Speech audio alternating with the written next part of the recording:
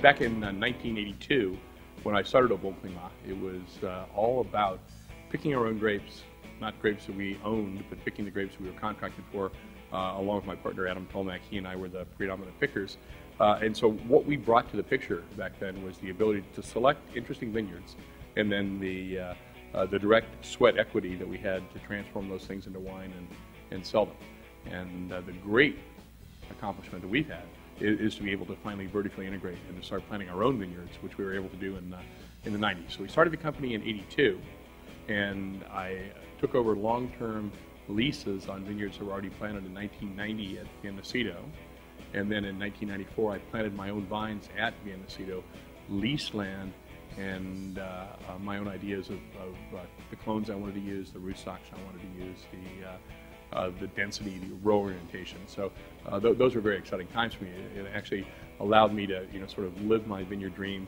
In '96, I did it again, and '96, '94 was the Nebbiolo, was the Tokai Friulano. We planted quite a bit of Pinot Noir, some Pinot Gris, which was the first time that we'd had Pinot Gris in the Santa Maria Valley, and that was a lot of fun.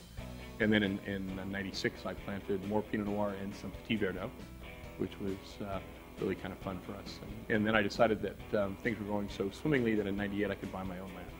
And that's when things changed.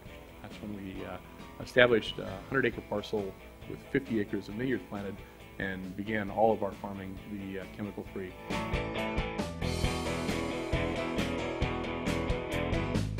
Working with your own fruit is sort of, maybe it's a little bit like being a nanny and then having your own child. I worked with other people's fruit, and that was fine. That was satisfying for me. It's all I could do. For someone who got to work with other people's fruit and was continually kind of lusting after the idea of planting my own vineyard, when I could finally do that in '98, that totally changed everything we're doing at the high end.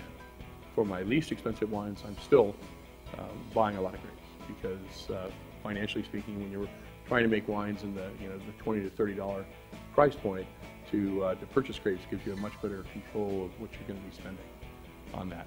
But for the high-end wines, there's nothing that you can do to indulge yourself more than to farm your grapes as fantastically as you possibly can, to deliver yourself the right yields. It's hard to get people to do that for you if they're not going to ultimately profit from the bottle price. But if it's yourself and you're sufficiently schizophrenic, you can make yourself do those things for yourself.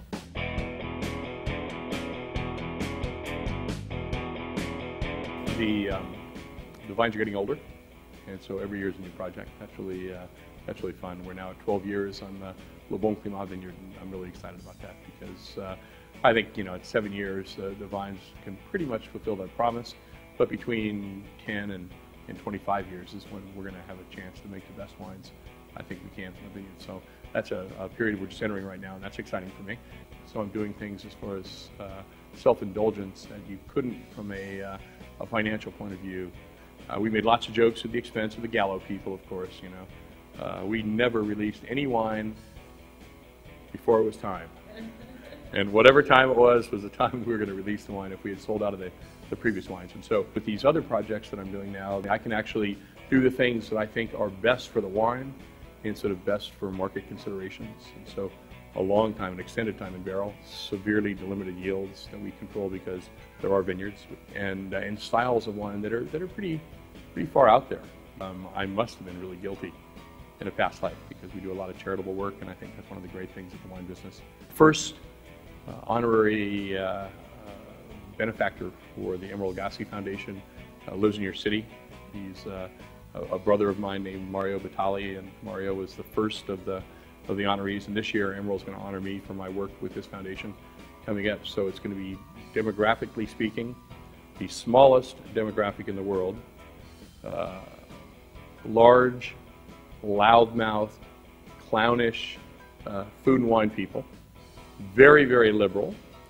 And I think in the future there's no question that this group, when they add anybody else to it, is going to become more conservative, more respectful, less obnoxious, and that's sort of coming up in next month.